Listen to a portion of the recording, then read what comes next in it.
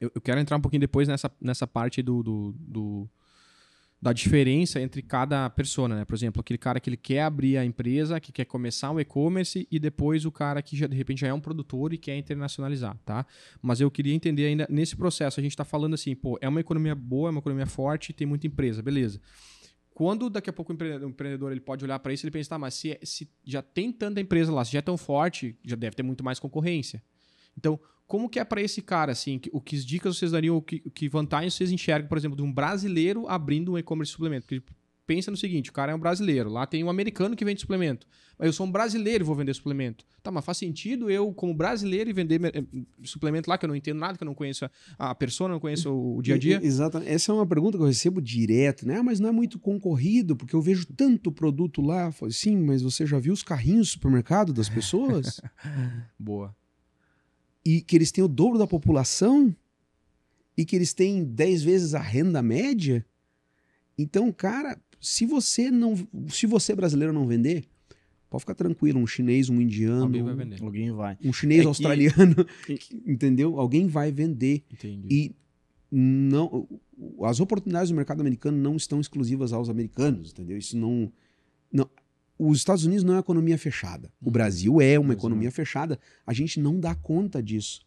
A gente não percebe que nós somos uma economia fechada não só por aspectos culturais, não só por aspectos tributários, mas por uma barreira de linguagem. A gente fala português. Se a gente cruzar aqui do lado, a 700 quilômetros aqui para o Uruguai, já não é mais português. Verdade. Então isso fecha muito a nossa economia. O americano fala inglês, o mundo inteiro fala inglês. Eles recebem e mandam produtos para o mundo inteiro. Então é uma outra dinâmica e uma outra matriz econômica. A gente estava falando isso antes do podcast começar, né? Uhum. Eles têm outra matriz econômica. Os produtos não são fabricados nos Estados Unidos, são fabricados na China, no Brasil, fora, em países, na maioria das vezes, emergentes. Uhum. E por quê? Porque o custo de produção em um país emergente é mais barato do que num país, numa economia desenvolvida, como na Europa ou nos Estados Unidos. E daí é uma coisa que a gente não pode reclamar. Normalmente a gente tem benefício para levar o produto para fora. Uhum. Mais benefício por levar para fora do que produzir para vender aqui. É tipo quando a gente vende para o Rio Grande do Sul, Rio Grande do Sul, sai mais caro vender para o Rio Grande do Sul do que eu vender para São Paulo. Uhum. Sim. E é a mesma conta que é feita para os Estados Unidos. Brasil, é mais barato eu vender para lá, sobra mais no meu bolso, vendendo daqui para lá do que eu vendendo daqui para São Paulo. Isso é muito engraçado. Porque vamos imaginar essa lógica, tá? E não faz sentido. Sim. Quanto mais longe a venda, maior o lucro. Caramba. Não faz sentido nenhum. Não faz sentido nenhum, né? Porque logisticamente falando, quanto mais longe, mais diesel, mais combustível. Mas falando em termos de tributo, com certeza, porque não existe ICMS sobre exportação. Entendeu? A gente tira o sócio brasileiro que a gente paga todo mês dessa conta. Entendi. E uma questão, respondendo também a questão do porquê um brasileiro botar o e-commerce de suplemento lá. O brasileiro sempre tem aquela questão do... Está tudo saturado. Para o brasileiro, todo o mercado está saturado. Tudo está saturado. Ele foi no centro, viu 5 lojas de roupa, ele não abre a dele porque, já tem 5, já não tem mercado para mais roupa. Isso é muito real. Então, assim, eu não sei de onde é que vem essa mentalidade do brasileiro que qualquer coisa está saturada. Não existe mais mercado para as coisas. Uhum. Sendo que tudo cresce, tudo expande, quase todos os mercados só melhoram, e um fomenta o outro, né? E um fomenta o outro. O nosso mercado de suplemento, quando a gente começou a terceirizar, é um exemplo, a gente conhecia 5 fábricas. Uhum. Cara, 5 buraco, 5 fabriqueta, tá? Tinha uma que outra que era um pouquinho tem umas 20 maior. E tantas agora, no mínimo. 100, mais de 100. Quando a gente vai fazer hoje um check-up do mercado e entender o que está acontecendo, tem pelo menos uns 200 que a gente conhece. Caramba. Fora uns 1000 que a gente não faz ideia de quem é, que a gente não sabe se é fábrica, se é terceirizador, que é de tudo. E o mercado só cresceu. A gente não está faturando menos porque mais empresas abriram. Sim, o mercado cresceu. O mercado cresceu. É necessário que se tenha mais. E no mercado americano é a mesma questão. Tipo, o mercado de suplementos cresce, mas precisa ter mais produto porque o consumo já tá rolando, entendeu? Precisa ter mais oferta. Precisa ter mais oferta, porque quanto mais oferta, mais consumo vai ter. Sim. Porque é um mercado que está em crescimento, não é um mercado que está caindo, que ano após ano a régua desce, entendeu? Quando eu saí do exército, voltei para Capes Express, que eu servi no serviço obrigatório, eu olhava os sites americanos de suplemento, né? Tinha um Uhum. bem conhecido, até esqueci o nome agora, que é tipo um marketplace só de suplemento. Eu falava, caraca, que tanto suplemento, né? Pô, uma hora o Brasil vai ser assim. Hoje o Brasil é maior, a oferta de suplemento no Brasil é maior do que o dos Estados Unidos, em termos de marcas e produtos, Uhum. tá? E nos Estados Unidos eu acho que é umas 200 vezes mais. Caramba. O mercado de suplemento deu um boom. E a projeção é para que até 2030 seja um crescimento de 7,4% ao ano. Caramba. É absurdo. É trilhões de dólares nesse mercado, né? E, além disso, o mercado de gummy, em termos de suplemento, vai crescer 14% Mais ao ano ainda. até lá. O dobro do que o mercado de suplemento em geral, Olha aí. entendeu? Tu consegue ter uma noção quando o mercado é bom, quando o tamanho do crescimento do país é 1 e o do teu mercado é 1,5. o 2. 2. Aí tu vê, meu, tá, o mercado, tipo, o mercado que eu tô é bem melhor do que, Que o geral. PIB. o PIB. Do que o crescimento Sim, do PIB, Sim. Quer dizer que o negócio é quente. É muito bom. entendeu? É a conta que tu. É a conta básica já pra tu ter uma noção de tá, é quente ou não. O PIB do Brasil, acho que o último foi 2%, uma coisa assim. 2, 3. O 0,5% e o crescimento do mercado de suplementos 7 ponto quanto mundial, tá? Não é sim. Mas Né? é muito maior, né? É muito muito maior. maior. E em termos do mercado americano de suplemento, então, é absurdo. Essa conta, assim, é até covardia fazer essa conta. Caramba. E engraçado, né? Se qualquer um tiver em casa quiser fazer essa pesquisa, pergunta pro chat GPT ali. O mercado de suplementos alimentares cresce mais que o mercado de farmácia? Sim. Sim. O mercado de suplemento alimentar cresce mais que o mercado de alimento? Sim. Caramba. O mercado de suplementos ele está entre os dois. Ele não é um alimento e ele não é um remédio. Ele está no meio dos dois. E ele cresce mais do que os dois. Tanto que, e daí a vantagem, o suplemento ele pode ser vendido na mesma gôndola do remédio e na mesma do alimento. Entendi. Ele pode dividir espaço com ambas sem atrapalhar nenhum. Por isso que nos Estados Unidos o suplemento está tanto no Walmart quanto na CVS. Uhum. Por preços diferentes. Uhum. Com fórmulas diferentes. E aí vem aquele universo. Por que empreender no mercado de suplemento alimentar americano? Se no Brasil você tem uma lista de 200 ingredientes liberados, no FDA tem 2, 3, 5 mil ingredientes Isso é liberados. loucura também. Então vamos imaginar que a gente faça um suplemento com cada ingrediente. Uhum. São 5 mil produtos. Possibilidades. Uma grande diferença entre o mercado brasileiro e o mercado americano é a questão, a Anvisa ela se preocupa muito em te dizer o que fazer, como fazer, qual dose usar. O mercado americano está preocupado com a segurança do alimento. Como o Estevão ou como o Júlio fabrica esse produto é de forma segura, tem processo, Legal. como Com a é parte feito, sanitária do com a negócio. parte sanitária. Tipo assim, cara, se tu faz bem feito, o que tem dentro meio que não importa tanto. Aqui no Brasil, não. O que mais importa é o que tem dentro. Sim. Se tu tá fazendo um fundo Dosagem, de quintal, ou se tu tá fazendo numa fábrica que tem GMP, que é tipo, que é o caso que a gente tem, pra eles não fácil. muda. E nós temos aquela tradição imperialista, né? Cultural isso, né? Eu digo o que tu podes vender. Uhum. Lá nos Estados Unidos, não. Pode vender tudo. Se tiver um problema, eu vou descobrir qual foi o ingrediente que deu esse problema e eu proíbo aquele. Aqui, E foi. E eu aqui generaliza tudo. Não, aqui eu digo que só vai entrar o que eu Só até deixar. aqui. Ele bota um Tá, limitador. Mas aí tem vários. O que eu tô entendendo tem produtos que lá são permitidos, o mesmo ativo que lá é permitido e aqui não é permitido. Mas a maioria. Muitos. Tá, mas e aí qual que é a justificativa? A Anvisa, ela só vai Não liberar tem? o que... Não tem uma Por quê? Porque se o justificativa. estudo científico normalmente é internacional, é mundial, Sim, né? sim. Pô, se lá é liberado, porque o estudo mostra que é liberado, por que aqui é proibido? Eu não consigo entender isso, cara. Cara, Porque nem... os Estados- a Anvisa já entrou nessa discussão. Tá. O que ela disse? Nós não vamos ter o FDA por referência. Criaram uma regra Porque própria. eu vou te dar exemplo. O mercado latino-americano, América do Sul, eles têm a referência Anvisa A de Anvisa produto. é mãe do mercado sanitário, assim. toda a Uruguai, América Argentina, Latina. Paraguai. A Anvisa é a norma, entendeu? Entendi. Tipo assim, seria muito mais fácil pra nós se eles falassem, cara, hoje a referência pro FDA. Nosso Sim, aí mercado transformava, amplia. ampliava. Ia bombar. Mas então tem essa questão, da mesma forma que mercado europeu é uma regra já Regra completamente diferente. Vamos traçar um panorama aqui.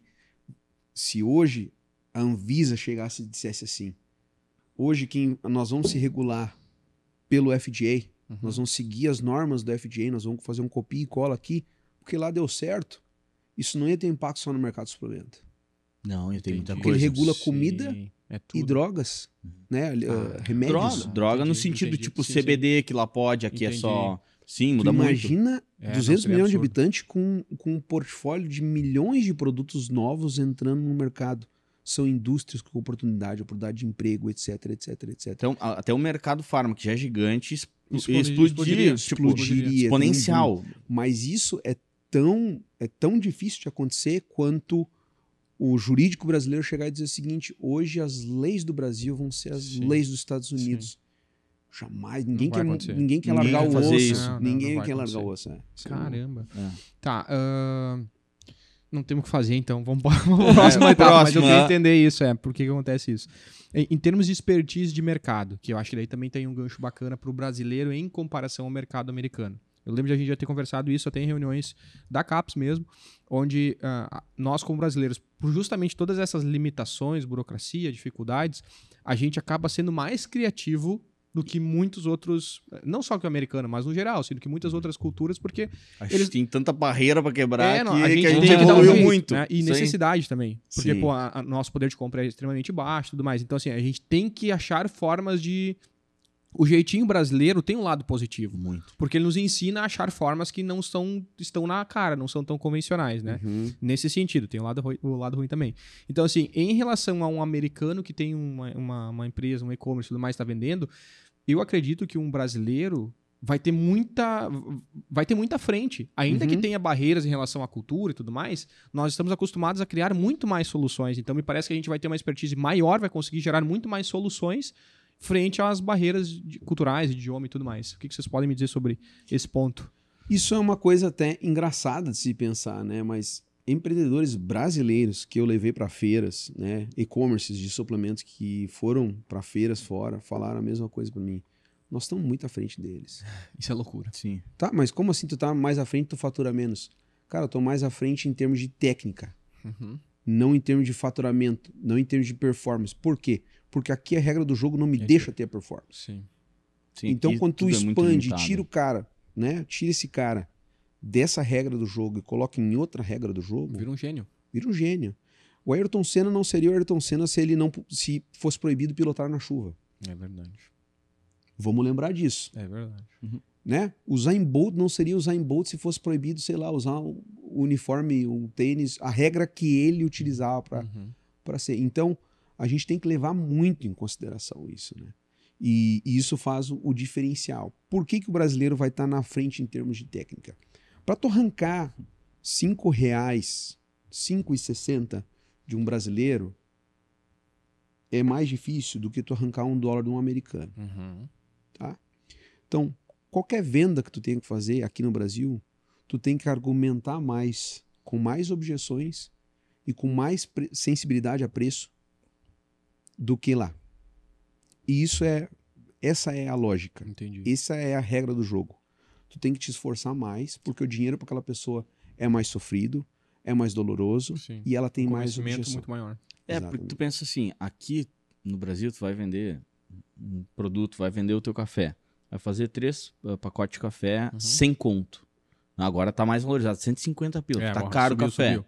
150 conto, 3 pacotes de café. Cara, isso é 10% do salário mínimo? Sim. É 10% É um salário absurdo. mínimo, é. Não, Tá, é um absurdo. É isso que nós estamos, 10% Sim, do salário é um absurdo. mínimo pra comprar 3 pacotes de café do Douglas. Tipo, cara, isso é quase ouro pra quem ganha o salário mínimo. Sim. Aí a gente vai falar de suplemento nos Estados Unidos. O salário dele é maior. Muito maior? Não. A renda média familiar é um pouco maior. A renda média familiar não é muito maior. O poder de compra, sim, é muito maior. Muito maior. Porque ele compra muito mais com esse valor. Tipo, uma TV lá, $100, $200. Aqui é 5 mil. Sim. Sabe que eu recebi, pegando esse gancho, eu recebi no final do ano o Tony Ademo aqui, né? E o Tony é brasileiro, gaúcho, que tá lá nos Estados Unidos, acho que há 8, 9 anos, ele é família. E ele trabalha com o mercado imobiliário, né? Sim. E ele falou sobre essas diferenças e tudo mais, e o exemplo que ele usou aqui foi o exemplo da televisão também. Ele falou, cara, lá, aqui tu vai Copiei demorar... o cara. Eu Eu não tinha visto. não, mas ele falou, ele usou exatamente esse exemplo. Ele falou, cara, uma TV aqui, pô, uma TV grande e tal. Eu falei, sei lá, uns 10 mil reais. Ele falou, uns 10 mil reais. Aqui um salário mínimo é 1.400, 1.500 pila, vai demorar 10 meses, ou enfim, 12 meses ali pro cara fazer a compra compra de 8 meses para fazer a compra da televisão. Lá ele falou, cara, lá em 2 dias ele vai comprar a mesma televisão. Sim. Então essa é a comparação que pra gente que tá aqui, que vive só em real e no Brasil e não expandiu essa mentalidade, a gente não consegue entender por que lá eles conseguem ter muito mais competição, tudo é muito maior, mas ainda tem muito mais venda e muito mercado a se explorar ainda, né? Porque as possibilidades são muito maiores. Né? Sim, a facilidade que tu tem de fazer dinheiro é maior, porque o dinheiro corre solto lá. Tá? O dinheiro corre solto. E eles têm muito menos objeção em gastar o dinheiro deles do que nós. Entendeu? Sim. Porque não é porque é menos suado. É tão suado quanto? Só que é vezes 5. Sim. Entendeu? Tu soa uma gota de suor, tu faz 5 vezes mais dinheiro que um brasileiro. Mas um negócio que é importante ressaltar, se tu consegue fazer um brasileiro comprar suplemento a 300 pila, tu consegue quebrar toda essa barreira e fazer o cara comprar um troço pra saúde por 300 pau, tu consegue fazer um americano comprar um kit de suplemento por $75. Muito mais fácil. Muito mais fácil. Só que $75 são mais que R$300. Sim. Sim. Tu tá entendendo? Se tu consegue quebrar todas essas barreiras que tu faz aqui no Brasil e dar certo, cara, lá tu vai ser um fenômeno. Se aqui tu deu certo, lá tu vai ser um fenômeno. Entendeu? Porque é vezes 5. Sim. Imagina. Sabe que uma coisa que me prova isso é o marketing, né? Porque quando a gente vai, já rodei alguns funis lá nos Estados Unidos, a gente já tá rodando os projetos da CAPES também lá. E quando a gente vai fazer análise de marketing das outras empresas, dos concorrentes, cara, tu vai olhar os sites dos americanos. Eles. É engraçado até. Eles não sabem o que é gatilho, copy. Nada. Cara, assim, porra, Não, o eles não telefone sabem... desse tamanho, assim, na primeira página, uma CTA, mais tosca possível e um banco de imagens de um cara assim, sabe? Quer, não quer, não, é não isso. quer. Cara, é tosco, os anúncios são toscos, eles não usam, praticamente não usam o Instagram pra rodar anúncio. Sabe, assim, é bizarro. Os criativos, de criativo não tem nada, sabe? Os designers... O criativo de criativo não tem nada. Não tem nada. O designer e o web designer lá parece Esquece. que não desenvolveu, né? Tanto que o mercado acontece muita exportação também de serviço, desse tipo de serviço, de marketing, de gestão de tráfego, de design. Nós temos um blog muito bom e isso alimenta muito GPT e tal. Isso dá ideias, às vezes, para tanto cliente nosso quanto concorrente, tá? Quando a gente começou a botar a nossa ideia lá nos Estados Unidos a funcionar, concorrentes americanos vieram tentar pegar empreendedores brasileiros para produzir o seu copyright e vender os produtos lá. Por quê? Porque é melhor. Porque eles são melhor de vender. Eu falo, eu quero ter um cliente que é melhor de vender do que o americano. Claro. Se eu vender para o americano, ele não tem tanto sucesso quanto um brasileiro, porque o brasileiro sabe vender melhor. O brasileiro é o melhor vendedor, tá? Tu vai colocar vendedores um do lado do outro e ver, o brasileiro vende mais. Olha aí. Entendeu? Eu cheguei na T-Mobile para fazer um plano celular para a empresa lá, para a Caps Express International.